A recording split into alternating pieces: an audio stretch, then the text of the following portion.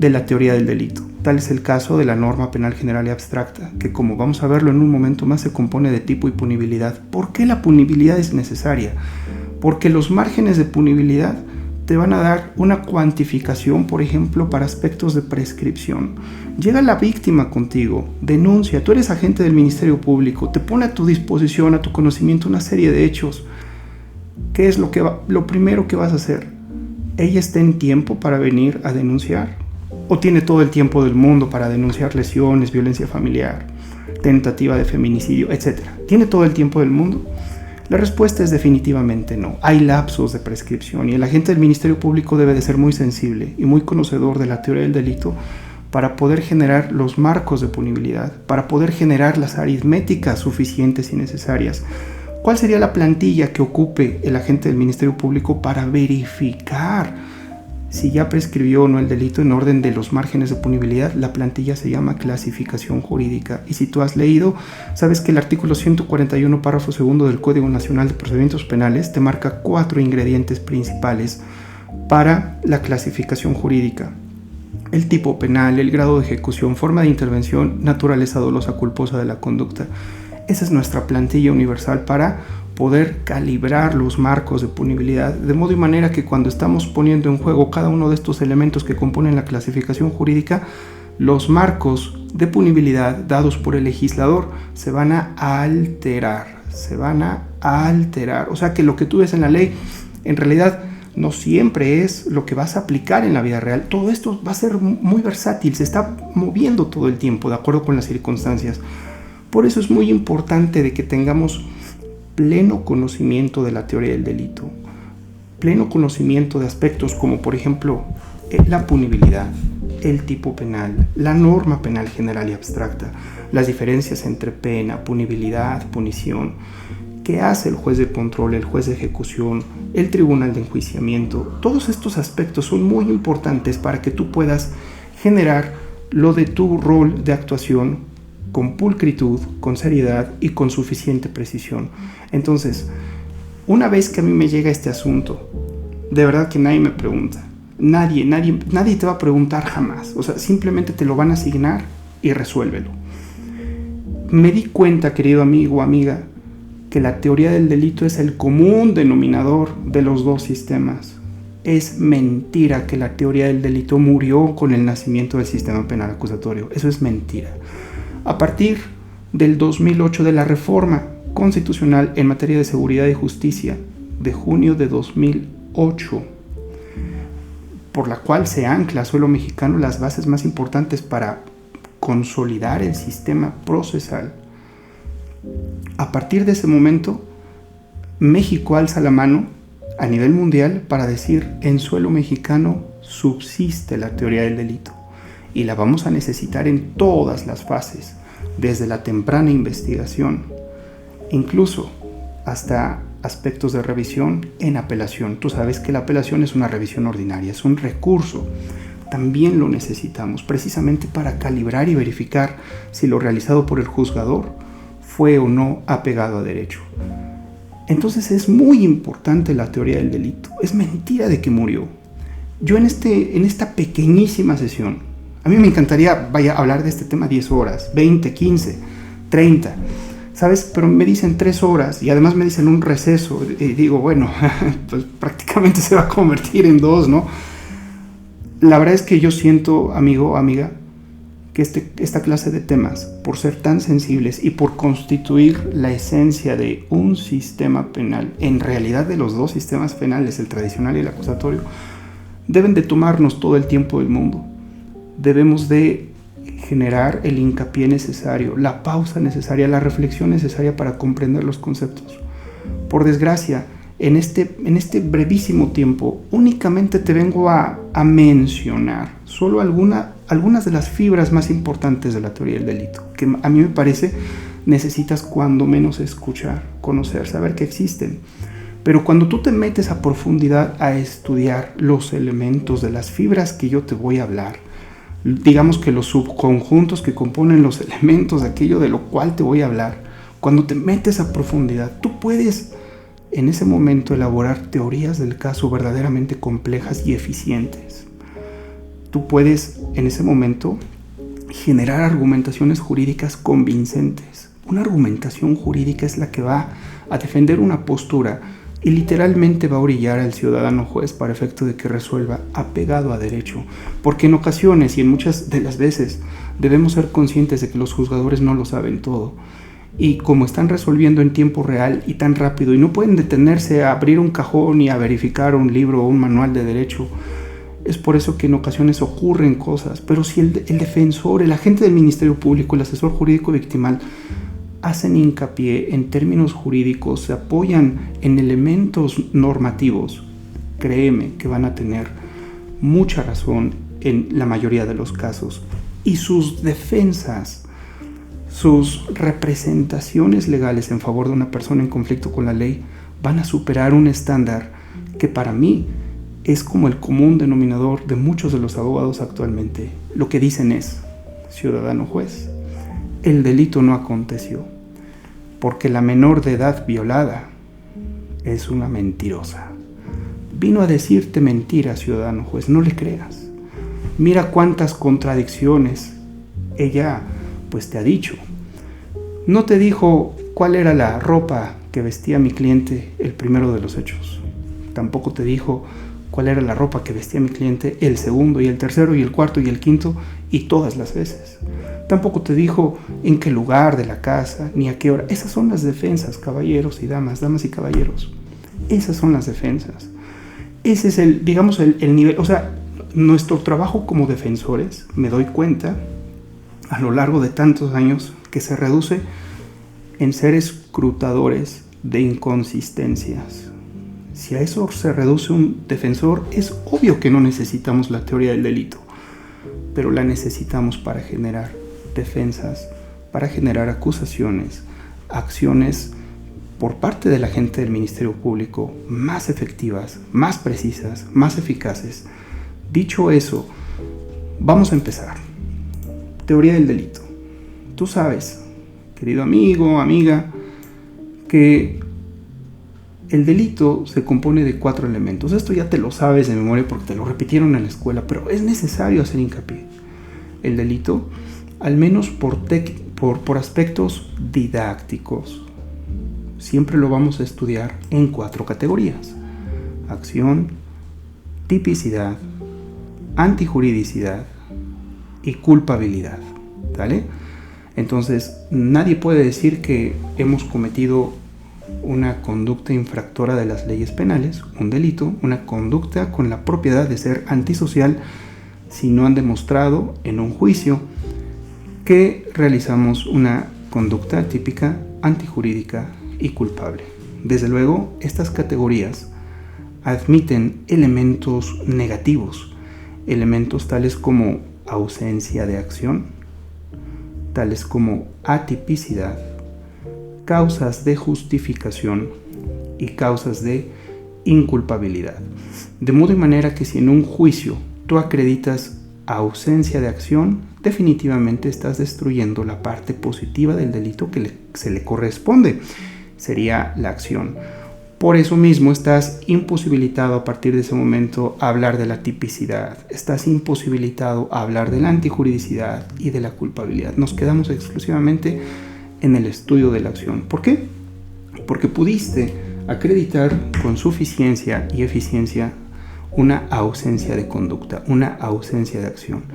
Pero la tipicidad también tiene un presupuesto o elemento negativo, así como una especie de reflejo. Vaya, es prácticamente lo mismo, se equivale, pero en realidad es en sentido opuesto. De modo que si acreditas atipicidad, es obvio que ya no estarías como juzgador autorizado a hablar de antijuridicidad ni de culpabilidad. Simple y sencillamente probaste que una persona realizó un movimiento corporal en el mundo exterior que produjo un resultado y además que entre esos dos aspectos pues hubo un nexo de causalidad y que además ese movimiento corporal, esa conducta, ese desplegamiento de movimiento corporal por parte del sujeto activo del delito no es típico, es atípico. Obviamente tú sabes que para los efectos de la tipicidad tú debes tener en cuenta otro elemento muy importante que es el tipo penal. Hace un momento te mencioné la norma penal general y abstracta. Te dije que la norma penal general y abstracta tiene dos elementos, dos componentes toda la vida: tipo y punibilidad. De modo y manera que si tú tomas el tipo penal te vas a dar cuenta de que tiene una serie de componentes, de estructuras que ahorita vamos a tocar. La parte refleja de la antijuridicidad serían las causas de justificación. La parte refleja o la parte opuesta de la culpabilidad serían las causas de inculpabilidad. Así las cosas, si tú demuestras que tu cliente actuó amparado en un precepto permisivo o causa de justificación, obviamente nadie podría decir que actuó típicamente, ¿no?, bajo un espectro de antijuridicidad, sino que esa conducta típica en realidad tuvo amparo en una causa de justificación. Lo mismo con las causas de inculpabilidad. Si tú la pruebas, nadie podría decir que tu cliente cometió un delito en el entendido de que esa conducta típica y antijurídica no fue culpable. Que por cierto, llegado a este punto, es menester decir que basta con que se acredite una conducta típica y antijurídica para el efecto de que tu cliente resista una, digamos, la imposición por parte del Estado de una medida de seguridad. Ojo, porque eso se pierde de referencia. Me doy cuenta en muchas ocasiones. Si tu cliente únicamente realizó conducta típica y antijurídica, pero no culpable, nos quedamos en los 3 primeros escalones, lo más seguro es que él deba responder conforme a una medida de seguridad. ¿Tú sabes cuáles son las medidas de seguridad? Te invito a que veas en el Estado de Puebla el artículo 37 bis, ahí tienes un catálogo de medidas de seguridad. Pero si en cambio no pudimos demostrar la inculpabilidad de nuestro representado y el Estado, a cargo del agente del Ministerio Público en asociación con la asesoría jurídico-víctima, pudieron demostrar, sobre todo el agente del Ministerio Público, que en realidad cometió una conducta típica, antijurídica y culpable, entonces esto habilita al Estado a que materialice el ius puniendi que tiene a su cargo a través de penas y, en su caso, medidas de seguridad. Es decir, que la medida para la pena siempre lo será la culpabilidad y la medida para la medida de seguridad siempre será conducta típica y antijurídica. ¿Estamos de acuerdo con eso? Por cierto, el catálogo de penas se encuentra, como tú perfectamente lo sabes, en el Estado de Puebla en el artículo 37, comenzando con la privativa de la libertad, la multa, amonestación, privación política y civiles la privación de derechos civiles y políticos, etc. Pues bien, vamos uno por uno, rapidísimo. Fíjate, hablar de acción a mí me parece que es uno de los temas más importantes y complejos del derecho penal, porque tiene un núcleo. La acción contiene un núcleo, tiene un centro que debemos entenderlo, y es la voluntad. La voluntad, abogados, abogadas. ¿Qué es la voluntad? Fíjate, hay un texto muy bonito que lo escribe Olga Islas de Mariscal acerca del modelo lógico, y ahí vas a encontrar una definición sobre la voluntad. Y ella te va a decir que la voluntad, ella dice, reside en la conciencia. Fíjate, reside en la conciencia, entendida en un sentido neurofísico. Y después dice, es un estado de vigilia. Es un estado de vigilia, dice, que le permite a la persona darse cuenta de sí y de los fenómenos que acontecen en su entorno. Si nosotros depuramos esta información de una manera comprensible para todos nosotros, podríamos decir que la voluntad tiene 2 elementos: que la persona se encuentre despierta, que la persona se encuentre consciente. Si el sujeto activo del delito al momento de obrar como lo hizo estaba despierta y o consciente, lo más seguro es que tenga voluntad. Pero la voluntad no es intención, la voluntad no es dolo. En muchos años he visto que nuestros colegas confunden voluntad con dolo. La voluntad no es dolo. Insisto, la voluntad es estar despierto, es estar consciente, darte cuenta de ti y de los fenómenos que acontecen en tu entorno.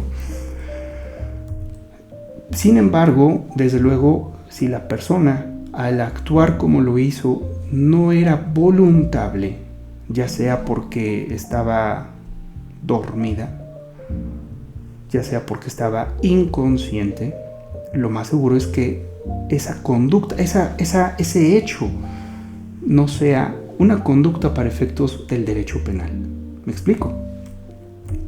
Por ejemplo, una fuerza física exterior irresistible. Bueno, si a mí me empujan y yo a su vez empujo al de enfrente, lo más seguro es que si el de enfrente se cae y se lesiona, con todo y la denuncia, con todo y la querella, no podría responder por esa conducta, porque yo a su vez recibí el impulso externo y detrás de mí de un tercero. Yo fui víctima de una fuerza física exterior irresistible. Mi voluntad no estaba habilitada, es decir, yo no tenía capacidad de dolo, yo no tenía posibilidad de planear el mal para la persona de allá. Simple y sencillamente llega una fuerza física externa a mí, me impulsa y como consecuencia de las leyes de la causalidad se sobreviene el resultado. Es tan fácil. Movimientos reflejos. Imagínate que estornudas y en ese momento, tiras un jarrón, estás al interior de un museo y seguramente se rompe, se lastima. Daño en propiedad ajena consumado instantáneamente por el autor directo en forma de acción dolosa. ¿Es viable este título de imputación? La respuesta es no, porque el sujeto activo del delito en realidad ejecuta un movimiento reflejo. El movimiento reflejo no detona la voluntad, no detona la conciencia. ¿Me explico? Sonambulismo. Ya dijimos que la voluntad, entre otras cosas, es estar despierto, es estar consciente. Si tú actúas, afectado por este padecimiento, lo más seguro es que no seas persona o sujeto de derecho penal. Epilepsia. Imagínate una persona atacada por epilepsia, cae al suelo y al momento de caer lastima, lesiona a un bebé que se encontraba ahí encima de la alfombra jugando con unos cubos. Se sobreviene un resultado de muerte. Homicidio consumado instantáneamente por el autor directo en forma de acción dolosa. No podemos ni siquiera hablar del dolo, porque el dolo es una categoría que se encuentra dentro del tipo penal. Y para hablar del tipo penal, como ya lo tienes aquí en el esquema perfectamente bien estructurado, debes de ingresar a la tipicidad, porque dentro de la tipicidad encontramos los elementos del tipo penal y dentro de los elementos vamos a encontrar el dolo.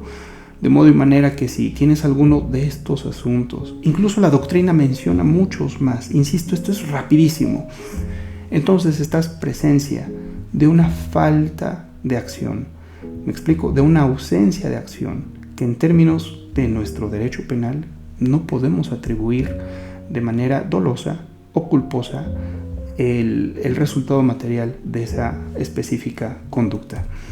Obviamente, hablando de la tipicidad, tendríamos necesariamente que voltear hacia una categoría más pequeña, pero es muy importante: el tipo penal.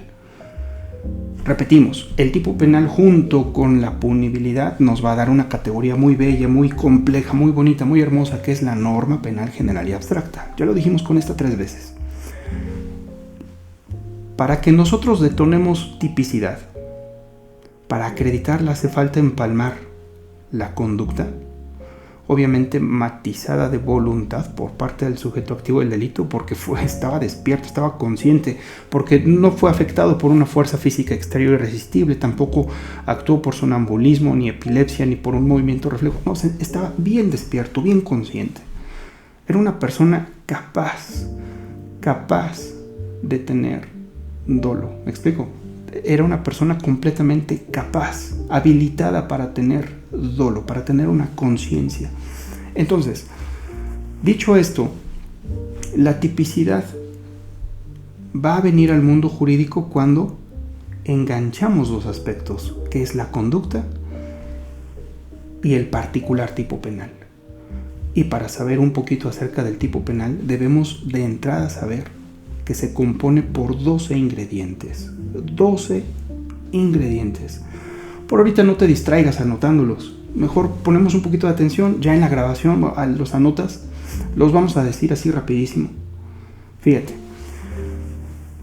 Movimiento corporal, nexo causal, resultado, objeto material, bien jurídico, sujetos, modalidades de lugar, tiempo y ocasión, medios comisivos, elementos normativos, elementos subjetivos distintos del dolo, dolo y culpa. Esos son los 12 elementos del tipo penal.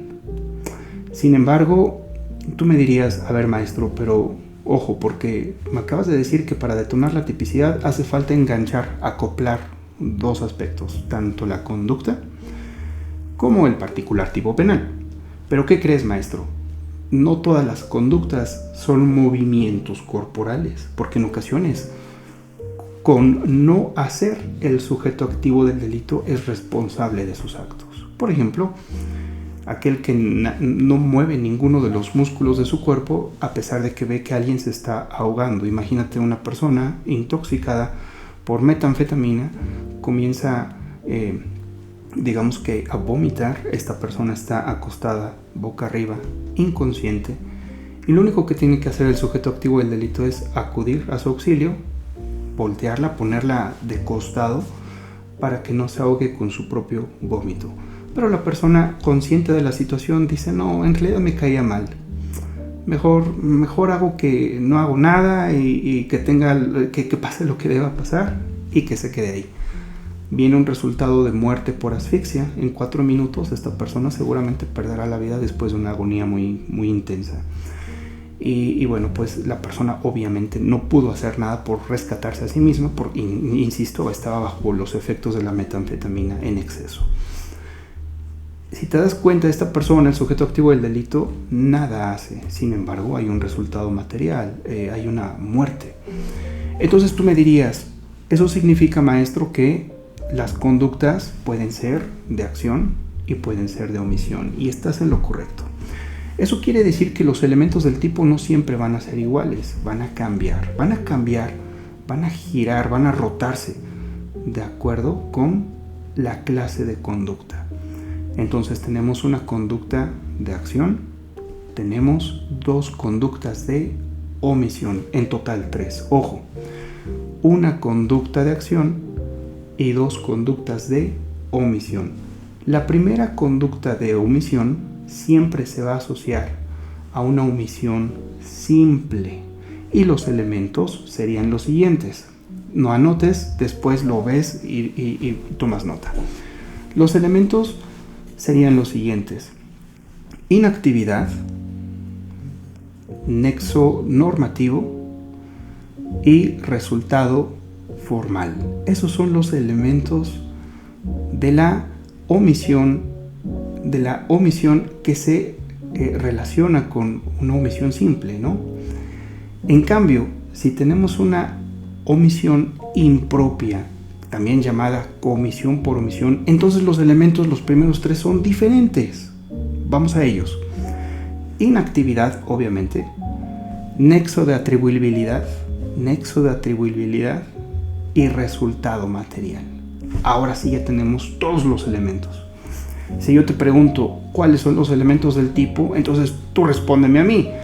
Pues depende de qué clase de conducta, maestro. ¿Cuál quieres? Si hay 3, hay una de acción y 2 de omisión. La primera se relaciona con una omisión simple y la segunda omisión es una omisión impropia, también llamada comisión por omisión. Entonces yo te digo, pues entonces rézame por favor los elementos del tipo penal que se relacionan con la omisión simple. Y tú dirías, perfecto, pues fácil. Inactividad, nexo normativo, resultado formal y todos los demás: objeto material, bien jurídico, sujetos, modalidades de lugar, tiempo y ocasión, medios comisivos, elementos normativos, elementos subjetivos distintos del dolo, dolo y culpa. Y yo te digo, ahora rézame los elementos del tipo penal que se relacionan con una omisión impropia, comisión por omisión. Y tú dirías, pues re fácil. Dices, son los mismos, solamente cambian los primeros 3. En realidad, los 3 de esa clase de conducta por omisión o comisión por omisión serían, maestro, la inactividad, nexo de atribuibilidad, resultado material y todos los demás. O sea, objeto material, bien jurídico, sujetos, modalidades de lugar, tiempo y ocasión y todos los demás. ¿Es así de fácil? Sí, es así de fácil. O sea, que los elementos del tipo van a estar rotando en función de los 3 primeros. Dime si es conducta de acción, conducta de omisión simple o conducta de omisión impropia, también llamada comisión por omisión. Así de fácil, así de sencillo. Obviamente, si no se acredita a alguno de esos elementos, ya sea que la conducta es de acción o una de las 2 omisiones, vamos a estar hablando de atipicidad. Si no se acredita uno solo de los elementos que entren en juego en el caso particular, que conforman ese preciso tipo penal, entonces vamos a estar hablando de atipicidad. Sí, mira, la persona intenta privar de la vida a una mujer. Sin embargo, no se pudo comprobar los celos extremos. Todos dijeron que era por celos, pero nadie lo pudo constatar. De entrada, si yo te digo tentativa de homicidio de una mujer por celos, en automático tú piensas en un delito. Y ya lo tienes. Tentativa de feminicidio. Claro, porque en realidad el feminicidio tiene los mismos elementos que el homicidio, pero otros que lo vuelven un delito especial. ¿Sale?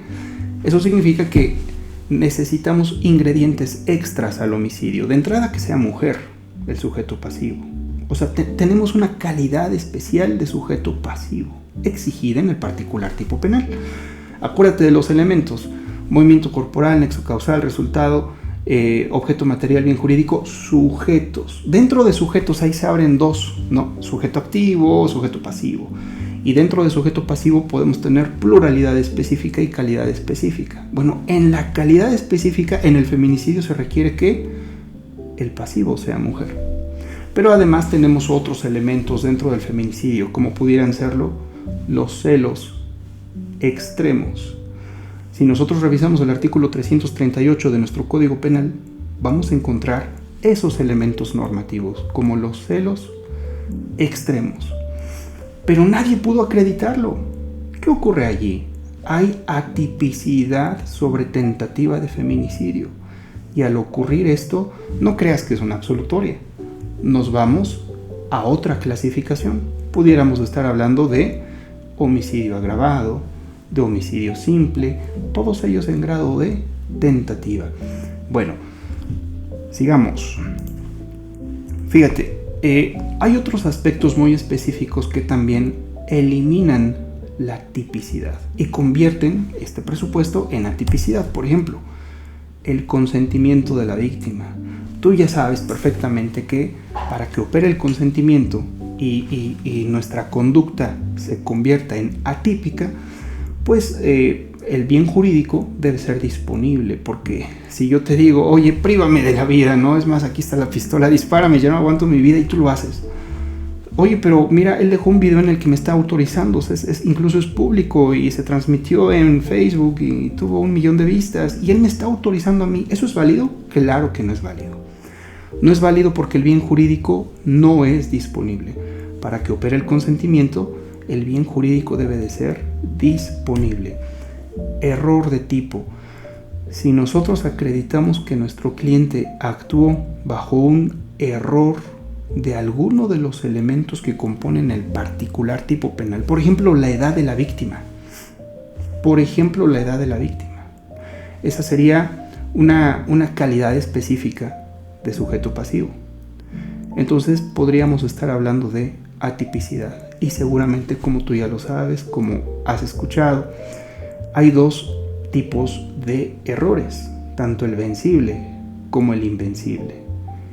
El invencible, por regla general, lleva a una sentencia absolutoria. Y bueno, pues hay otro tipo de reglas para el error de tipo vencible. Por ejemplo, que se va a castigar si y solo si se admite la comisión culposa del delito en cuestión. ¿Sale? Así te lo dejo de tarea para que tú lo investigues, lo cheques y bueno, en la siguiente lo platiquemos con mayor profundidad. De modo que si nosotros acreditamos que nuestro representado actuó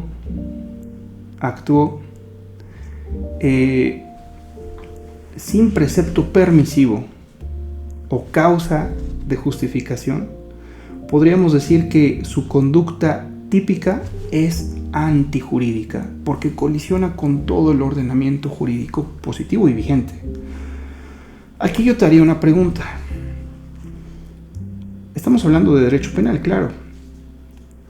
¿Las causas de justificación se pueden encontrar únicamente dentro del derecho penal o en todo el derecho existente? La respuesta es en todo el derecho existente, en todo. Entonces, no te limites, si eres defensor, a buscar en el artículo 405, por ejemplo, del Código Nacional de Procedimientos Penales, o en el artículo 26, en el caso de Puebla, los elementos negativos de la antijuridicidad. Busca en todo el orden jurídico vigente, derecho administrativo, derecho civil, mercantil. Allí pudieras encontrar un precepto permisivo o una causa de justificación. Acuérdate que la definición de antijuridicidad es conducta típica no amparada por precepto permisivo o causa de justificación. Esto es que si nuestro representado anda cargando 4 gramos de marihuana y además él es consumidor, pues el contenido del artículo 478, párrafo primero de la Ley General de Salud, repito, 478, párrafo primero de la Ley General de Salud, dice que si eres consumidor y portas para tu exclusivo uso o consumo personal una cantidad de un narcótico de los previstos en el artículo 479 de esa Ley General de Salud, que no rebase el margen de consumo mínimo, en el caso de la marihuana, la ley te autoriza 5 gramos. Entonces, si tú llevas una cantidad menor a 5 gramos, eso es perfectamente jurídico. De modo que tu conducta típica no es antijurídica, sino es una conducta típica jurídica, porque hay un precepto permisivo, es un precepto que te autoriza. En cambio, si traes un medicamento que en su interior tiene algún narcótico, hay un control médico, hay una vigilancia, hay un seguimiento médico y es para un tratamiento terapéutico seguramente, es exactamente lo mismo. Y este precepto se encuentra en el artículo 477, párrafo segundo de la Ley General de Salud. Esos son preceptos permisivos. Formulan imputación en tu contra por narcomenudeo, ¿no?, consumado permanentemente por el autor directo en forma de acción dolosa. Sin embargo, ¿qué crees? Esa conducta típica no es antijurídica, al contrario.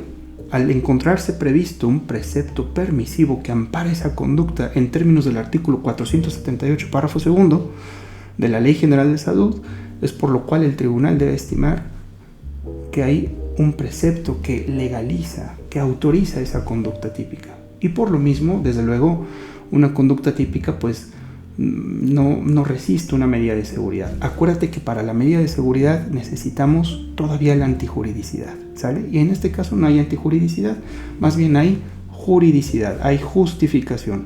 ¿Y qué hay de las causas de justificación? Bueno, las causas de justificación pues tenemos algunas, ¿no? Consentimiento presunto, el consentimiento presunto. Somos youtubers tú y yo y nos dedicamos a transmitir en vivo una serie de conductas en las que destruimos cosas. En ocasiones destruimos tus cosas, en ocasiones destruimos las mías. Todo esto lo hacemos en vivo y lo hacemos juntos todo el tiempo, nos divertimos mucho y tenemos un montón de seguidores. Esa es nuestra actividad. Un buen día enfermas, acudes al hospital y no tienes tiempo de decirme alguna disposición. Entonces yo asumo que, como siempre, tratándose del día miércoles en que voy a destruir tus cosas, pues yo filmo y destruyo tus cosas. Yo asumo que tú en condiciones normales pues siempre me darías autorización, porque incluso a eso nos dedicamos. Ese es el consentimiento presunto. Si podemos probarlo Entonces la conducta típica, ese daño en propiedad ajena, consumado instantáneamente por el autor directo en forma de acción dolosa, en realidad se comete en mérito de una justificación. Hay un consentimiento presunto. Desde luego, si puedo acreditarlo. La legítima defensa, el estado de necesidad. Veo que en la práctica se confunden estos dos conceptos. No te voy a dar definiciones de esto, hay un montón. En textos, en jurisprudencia, te daría una palabra.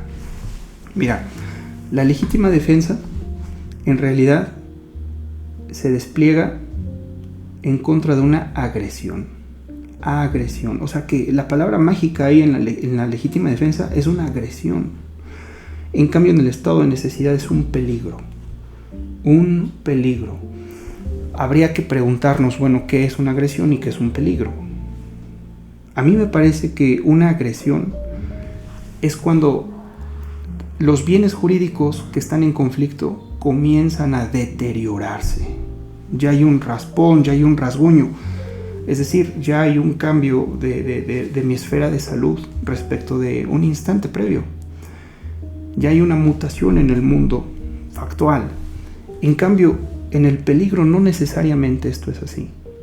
Las agresiones que la persona me está lanzando, yo puedo esquivarlas y todavía, hay un estado únicamente de peligro. Hay una sensación de riesgo, pero no hay un deterioro de bienes jurídicos. Entonces, si podemos distinguir estos dos conceptos, es más fácil aplicarlos, porque a veces hacen valer unos por otros. Ejercicio de un derecho, cumplimiento de un deber. Tú recuerdas seguramente lo que dice el artículo 16, párrafo quinto de la Constitución. Flagrancia.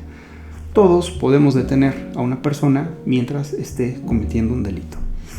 Esa persona se siente ofendida posteriormente de que la detuvimos y nos denuncia por privación ilegal de la libertad.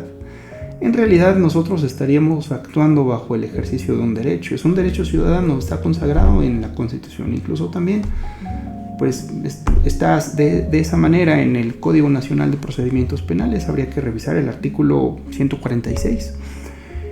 Cumplimiento de un deber. En términos del artículo 16, párrafo tercero del Pacto Federal, los elementos de la autoridad cumplimentan una orden de aprehensión. Entonces ellos van, detienen a la persona, la ponen a disposición del agente del Ministerio Público, pasa lo mismo, hay una denuncia por privación ilegal de la libertad. Bueno, cumplimiento de un deber, me parece que no tiene ningún problema. Finalmente llegamos a la parte de la culpabilidad. Una vez que demostramos que la persona en conflicto con la ley penal actuó con una conducta, ya sea de acción u omisiva, que esa conducta u omisión fue típica y que a su vez esa conducta típica se ejecutó sin amparo de precepto permisivo o causa de justificación, o sea, que fue antijurídica, ahora sigue el último presupuesto en la categoría del delito, que es la culpabilidad. Para probar la culpabilidad, bueno, pues pobres agentes del Ministerio Público, francamente, porque deben pensar en todo este esquema, ¿no? Todo esto que estoy poniendo aquí en tu pantalla, deben sabérselo de memoria, pero de verdad de memoria, a ojo cerrado, y definiciones de absolutamente todo, porque lo están manejando todo el tiempo. Incluso yo creo que si pierden de vista uno de estos aspectos y no lo prueban suficientemente más allá de toda duda razonable en términos del artículo 402 del CNPP, seguramente haya una consecuencia jurídica. La culpabilidad tiene tres elementos, tiene tres ingredientes: imputabilidad, exigibilidad de otra conducta y conciencia de la antijuridicidad. Imputabilidad, exigibilidad de otra conducta y conciencia de la antijuridicidad. Bueno, la imputabilidad es un tema complejo en realidad.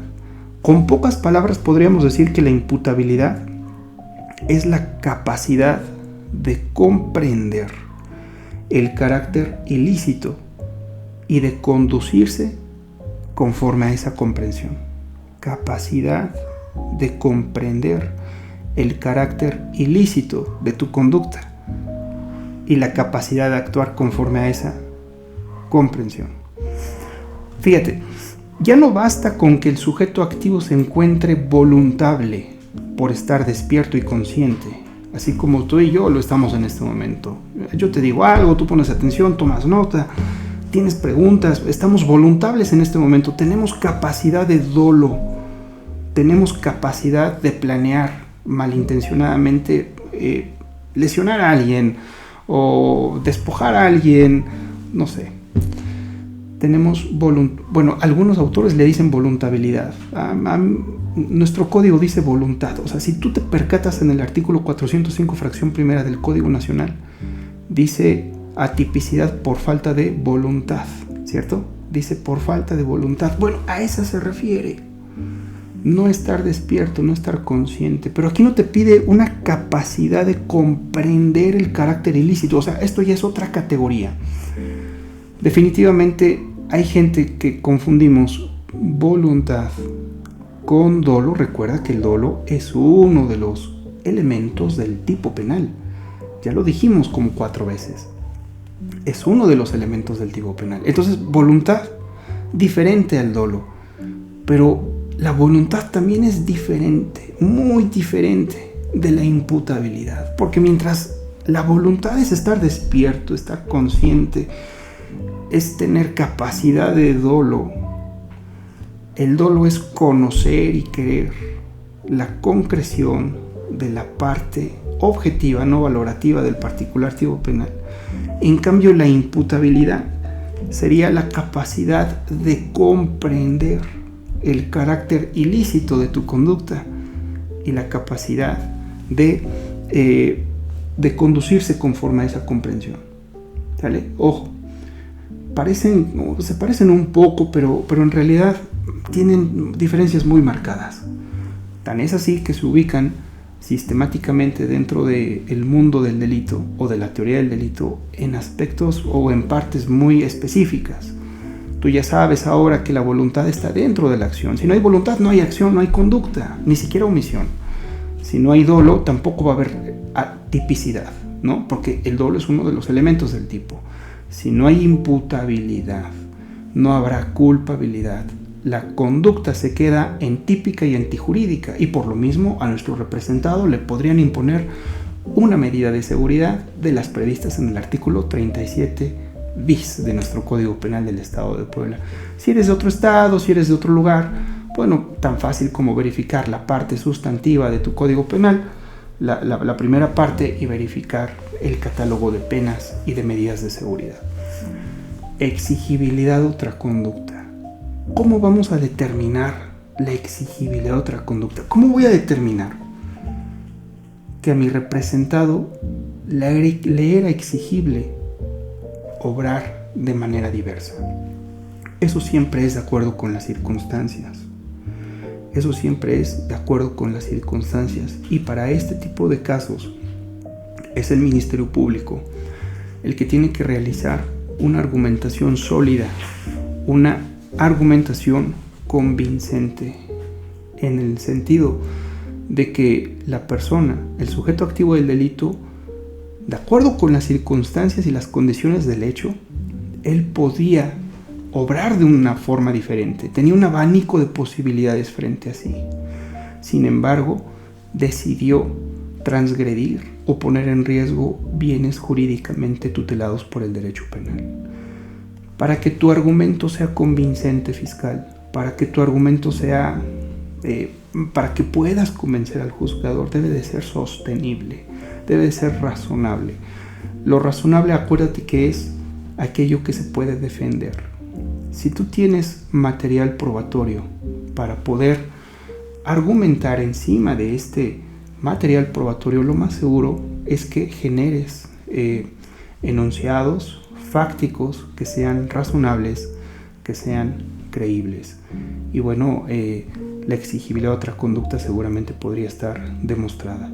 La conciencia de la antijuridicidad. Oye, hay un montón de temas subjetivos, ¿te das cuenta? Fíjate. Imputabilidad, dolo, voluntad, ahora conciencia de la antijuridicidad. conciencia de la antijuridicidad. Oye, ¿cuántas cosas acerca de la mente del infractor? Ahora conciencia de la antijuridicidad. Bueno, es que yo estoy despierto y estoy consciente y por eso me llevé a la chica. Yo me la llevé, o sea, la metí en mi carro y me la llevé. Estoy despierto, estoy consciente. Lo hice de manera intencional, de manera dolosa, sí. Dolo, conocer y querer, la concreción de la parte objetiva del particular tipo penal. Conocía y quería que le iban a explotar sexualmente, porque para eso la llevaba, por eso la trasladé. Sí, lo hice de manera intencional. ¿Y qué? La llevé. La metí en mi carro y se la llevé a otro sujeto. La trasladé. Sí, eso fue doloso. ¿Y qué? Bueno, y además, al momento de conducir, al momento de aceptar el trabajo, yo tenía capacidad de comprender el carácter ilícito de la conducta. En realidad sí, porque no tengo ninguna enfermedad mental, estoy sano. Puedo comprender. ¿Me explico? Decía mi maestro Eleazar Maldonado Cisneros en el 2002, me acuerdo, cuando nos dio clase de Derecho Penal, la parte primera, decía que la imputabilidad es la capacidad de sentir la amenaza de la pena. Fíjate, lo dijo más simple, ¿no? Yo te digo dos capacidades, él te da una, que las engloba a las dos. Dice, es la capacidad de sentir la amenaza de la pena. Sí, porque si tú no tienes la capacidad de comprender el carácter ilícito de ello, o la capacidad de conducirte de acuerdo con esa comprensión, en realidad no vas a tener la capacidad de sentir una amenaza. No sabes lo que estás haciendo. Pero en realidad tienes ambas capacidades y por eso eres imputable. Pero ahora conciencia de la antijuridicidad. Fíjate, está muy asociada, si te das cuenta, sobre todo al dolo. La conciencia de la antijuridicidad prácticamente se hace consistir en que la persona actúe fuera de error, que no tenga un error. Acuérdate que el error es una falsa concepción de la realidad. Él está perfectamente consciente que al actuar como lo hace va a estar destruyendo todo el ordenamiento jurídico. Si el agente del Ministerio Público logra acreditar todo esto, seguramente estará orillando al Tribunal de Enjuiciamiento a que pronuncie una sentencia condenatoria en términos del artículo 406, incluso del 405, porque en el 405 se contienen los elementos negativos del delito y, bueno, pues la ley le ordena al Tribunal de Enjuiciamiento que se pronuncie respecto de por qué no operó en favor de la persona en conflicto con la ley penal, la persona acusada, sentenciada, en su favor alguna de las causas excluyentes de delito, que en realidad son todos los elementos negativos del delito. Obviamente los elementos negativos de la culpabilidad o las causas de inculpabilidad pues son todos los reflejos, son inimputabilidad, no exigibilidad de otra conducta y el error. Desde luego, error de prohibición. Allá atrás ya tenemos otro error. Ese es de tipo, porque está en el mundo del tipo penal. Ese no nos interesa. Pero el error de prohibición, ese está en el mundo de la culpabilidad. Y ya lo sabes. Los errores se dividen en dos: vencibles e invencibles. El invencible siempre te va a llevar a una sentencia absolutoria, sea de tipo de prohibición.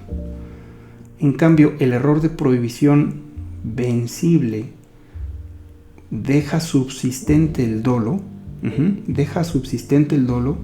y va a provocar únicamente la reducción de la culpabilidad para graduar la pena, en términos del artículo 410 del Código Nacional de Procedimientos Penales.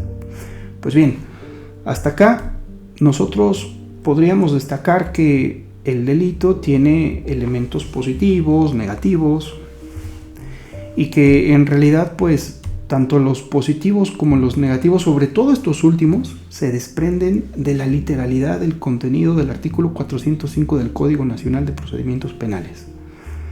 Obviamente la ley no te habla de los elementos positivos, los que están arriba: acción, tipicidad, antijuridicidad y culpabilidad, pero se deducen, se infieren.